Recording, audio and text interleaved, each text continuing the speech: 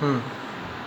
देखिए, पिछले क्लास में हमने आपको चर्चा की थी कौटिल्य की न्याय व्यवस्था, और जिसमें कौटिल्य ने न्यायालय दो प्रकार के बताए हैं, धर्मस्थलीय न्यायालय और कंटक शोधन न्यायालय, इनके बारे में विस्तृत चर्चा कर ली थी। आज हम लोग चर्चा करेंगे अपराध और दंड का वर्गीकरण, कि अगर कोई व्यक्ति अपराध में सम्मिलित होता है तो उसको दंड दिया जाना निश्चित है। अब इस आधार पर कौटिल्य ने 14 प्रकार के अपराध, इतने ही प्रकार के दंड का उल्लेख किया। जैसे सबसे पहले अपराध है राजकीय मुद्रा और सिक्कों को अगर कोई जाली बनाकर चलाने का प्रयत्न करता है तो उसको गंभीर आर्थिक दंड दिया जाता है, और जिसमें देश निकाला भी सम्मिलित है। इसके अलावा अगर कोई बाटों और नाप तोल से संबंधित अपराध करता है, नाप तोल के मामले में अगर कोई लापरवाही करता है वस्तुओं को विक्रय करते समय, तो उनको भी गंभीर आर्थिक दंड दिया गया। अगर कोई खाने पीने की वस्तु में मिलावट करता है तो उसको 12 या 16 का न्यूनतम अर्थदंड दिया जाता है। इसी प्रकार अगर कोई अपराधी हत्या में सम्मिलित है, मर्डर में सम्मिलित है, तो उसको कठोर गंभीर आर्थिक दंड दिया जाता है, जिसमें अपराधी द्वारा जिस अंग से चोट पहुंचाई गई है जिस भी व्यक्ति को, उसी अंग का काट लिया जाना भी सम्मिलित है। अगर मर्डर किया है किसी ने, अगर हाथ से किया है तो हाथ से काट दिया जाए, जीभ से किया है मतलब। इसके अलावा मनुष्य के शरीर पर अगर कोई गंभीर चोट पहुंचाया जाता है तो जिस अंग से चोट पहुंचाएगी उस अंग का काट लिया जाना भी दंड में सम्मिलित है।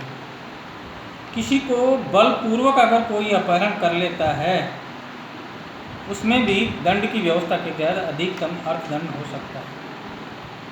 अपहरण और स्त्री को अगर कोई भगा कर ले जाता है, देखिए ये बहुत बड़ा अपराध है। अगर कोई किसी स्त्री का अपहरण कर लेता है या स्त्री को भगा कर ले जाता है तो उसके दोनों हाथ पैरों काट दिया जाता है और उसको भौतिक दंड भी दिया जाता है, गंभीर अर्थदंड भी इसमें सम्मिलित। अगर कोई बलात्कार जैसी घटना में सम्मिलित होता है तो उसको शारीरिक और आर्थिक दंड दिया जाता है। स्त्रियों या पर पुरुषों के साथ पुरुषों द्वारा व्यभिचार किया जाता है तो उसको भी अर्थदंड और भौतिक दंड की व्यवस्था की गई। अगर कोई संपत्ति की चोरी करता है तो संपत्ति के मूल्य के बराबर का अर्थदंड दिया जाता है। कोई जुए और अन्य अपराधों में सम्मिलित होता है, उनको भी अर्थदंड और भौतिक दंड की व्यवस्था की गई। अगर कोई राजद्रोह में सम्मिलित है कोई अपराधी, तो उसको बिना मुकदमे के ही प्राण दंड की व्यवस्था की गई है। इसके अलावा राज्य के कर्मचारी और अधिकारी वगैरह अगर अपने दायित्व में किसी प्रकार की लापरवाही की जाती है, उसको भी अर्थदंड और देश निकाला भौतिक दंड से संबंधित दंड दिए जाते हैं। तो यानी कि हम 14 प्रकार के जो कौटिल्य ने अपने अर्थशास्त्र में बताया है कि जो जिस प्रकार का अपराध करेगा उसी आधार पर उसको दंड की व्यवस्था की गई। इसलिए कौटिल्य की न्याय व्यवस्था बहुत सुदृढ़ थी, उसमें अपराधी बच नहीं सकता था। अगर आपने अपराध किया है तो दंड आपको निश्चित मिलेगा। इसके अलावा न्यायाधीशों के लिए कुछ योग्यताएं बताई।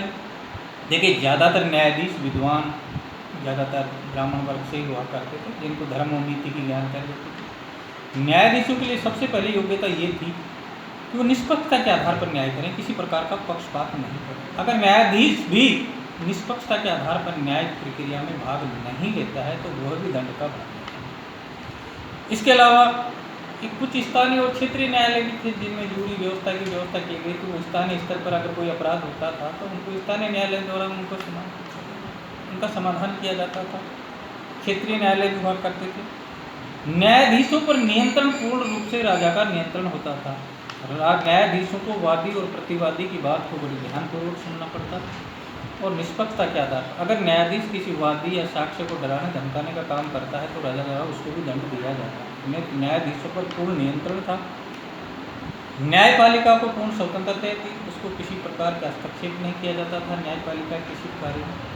और न्यायपालिका अपना जो भी कार्य करती थी वादी, प्रतिवादी और साक्ष्यों के आधार पर और एक निष्पक्ष लेखन के आधार पर अपनी व्यवस्था को सुचारू रूप से संचालित। अगर न्यायपालिका में किसी को डराया धमकाया जाता था या उसकी बात को ध्यान से नहीं किया तो न्यायपालिका में किसी प्रकार का हस्तक्षेप बर्दाश्त नहीं किया जाता। न्यायिक वादों की एक प्रक्रिया हुआ करती थी। पहली वादी द्वारा अपना वाद प्रस्तुत करना, प्रतिवादी और वादी दोनों की बात को ध्यान से सुनना और साक्ष्यों के आधार पर गवाहों के आधार पर न्याय व्यवस्था को संचालन किया जाता था। कितने टाइम होगा? इसके अलावा मुकदमे पक्षवारों और अभियुक्तों और साक्षियों के कुछ अधिकार थे कि जो भी साक्षी है उसको डराया धमकाया नहीं जाता था। जो पक्षकार होते थे उनकी बात को पूर्ण रूप से सुनने का अधिकार होता था। ये नहीं कि केवल एक पक्षी बात को ध्यान से सुना जाए और प्रतिवादी की बात को, अगर सभी को अपने अपने अधिकार हुआ करते थे। तो ये कौटिल्य की न्याय व्यवस्था की हमने चर्चा की और अगले अध्याय में